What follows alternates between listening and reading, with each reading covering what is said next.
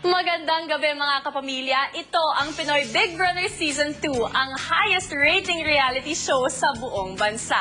Iba't ibang mga laro at activities nga ang ginagawa ng ating mga housemates. May masaya, may seryoso, pero ang lahat ay may kabutihang pinupuntahan. Isa na nga rito ang weekly task ng ating mga housemates na Summer Yenda ni Kuya. Sa nagdaang 3 araw ay nakalikom ng ating mga housemates ng 34,285 pesos plus donations. Bagaman malaking halaga na po ito ay kailangan natin makalikom ng 300,000 pesos para sa pagpapagawa ng Binanaan Elementary School. Ito ho ang paaralan na pinag-uukulan ng fundraising task na ito. Kaya naman sumugod na sa harap ng bahay ni Kuya simula 1:00 ng hapon at tangkilikin ang halo-halo, banana Q at sa malamig na inihanda mismo ng ating mga housemates. Maaari din kayong magbigay ng cash donations o libro, uniforme at school supplies. At maaari na rin ideposito ang inyong cash donation sa Equitable PCI Bank under account number 1441-005578. Makiisa na sa Summer Yenda ni Kuya. Pero maliban sa weekly task ng ating mga housemates, marami pang kaganapang nangyari sa kanilang mga buhay. Si Mickey nagbigay na ng pahayag ukol sa mga backstabbing ng ibang mga housemates. What if alam mo, binabackstab ka?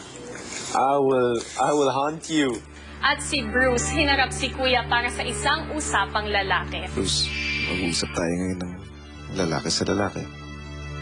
At di lamang sa loob, maging sa labas ng bahay ni Kuya ay madaming mga kaganapan. Matapos lumabas ni Mary Chris sa Big Brother House noong Martes, naghanap na si Kuya ng papalit sa kanya. At eto ang ilang patikim mga kapamilya. Ang papalit ay taga Metro Manila.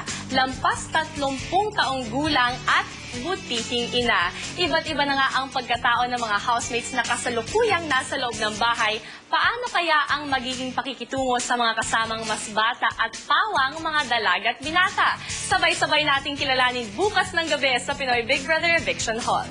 Samantala, kahapon ay nakilala na natin ang cute na pinsan ni Mickey na si Vera. At sa confession room, ibinahagi ni Mickey ang napakalapit na ugnayan nila ni Vera. Dati po yung nanay niya po, tita ko po, siya difficulties po mag-alaga po sa kay Vera po. So that's why we took her to us po, yung mom ko po. Naging close talaga sila ni Vera. Sinusundo niya sa school, sa kindergarten. Pagkatapos kung meron siyang time, ipinapasyal niya yung bata. Dahil talagang ginagawa niya lahat para sa pinsan niya. Yeah, happy. That's you? Yeah, that's me. It's my head, my jacket. Mickey. Nasaan na siya? Hindi ko sa Vienna. She was staying sa amin for about 4 to 5 years. At ako nagbabantay, ako nag-aalaga lahat-lahat. Kumbaga yung pagkukulang ko kay Vera, is kumbaga napunuan niya. Kumbaga yung pagmamahal, yun ang pinaka-importante na naibigay niya sa bata, hindi lang material. Kaya naging close sila ng bata. Dahil naramdaman ng bata na mahal siya. Mukhang namimiss na ni Mickey ang pagiging tatay-tatayan at pagdating ng hapunan, todo tutok siya kay Gian. Ay, okay lang naman pa. Parang dugo-dugo. Ito, oh. Napakawalang kwentang talong naman yan, Mickey. Ano ba klase talong yan? Oh. At talong, Dad, you need to take a half. That's not even half. Dulo na yan eh. Tandaan na si Mickey ang inatasan para matulungan si Gian na huwag lumampas sa kanyang 5-pound weight gain limit. Kaya Gian, pakita mo na lang iyong fitness trainer. Okay? Naghahanda na mga housemates sa pagtulog nang may ipinapanood si Kuya.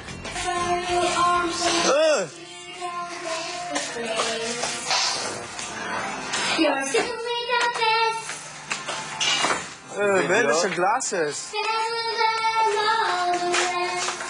Oh, yan yung nanay niya. Ang tangkat na niya. At tumaba na siya. Hey, that's my little... Yan yung anak ko. Hello, Manong. Pikitis, Tia. Nami-miss ko na ikaw. Gusto ko na makikita kita ulit. Management, sa gabi nagbibitan ko po na makikita ko si Tia. Love na love ko siya po. Gusto ko na makikita niya ako ulit po. Manong Mickey! Sa pagtatapos ng gabi, ginunita ng mga housemates ang pagiging malapit ni Vera at Mickey. Sabi nila, mukha raw akong adik. Ni adik na kung adik. Hindi ba nila alam kung bakit? Kulang lang sa tulog ako. Magkita tayo bukas. Papatunayan kong mali kayo. Hindi lahat ng lumalabas sa TV ay totoo. When he was in grade 2, there is this one guy na binuli siya.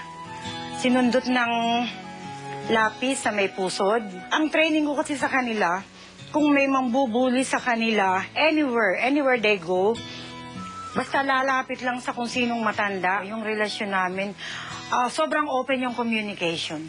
He tells me everything, I tell him everything. Hindi siya talaga sumuway sa amin ng daddy niya. As far as I know, si Bruce kaya ang priority niya kami. I love my kids. They are my treasure. I am really, sincerely, and very grateful and very proud for having you as my son. You may not be the best for everybody, but for us, you will remain to be the best. We love you so much, anak ko. How I wish I could hug you, especially on Mother's Day. I will miss you a lot.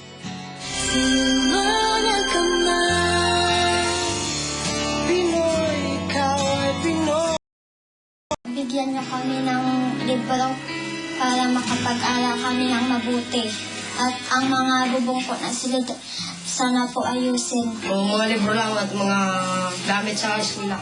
Ito ang tinig ng mga estudyante ng Binonan Elementary School. Nagpapaalala sa ating mga housemates kung para kanino ang kanilang weekly task. Sana Tulad ng mga masunuring estudyante, agad na naghanda ang mga housemates para sa panibagong school day.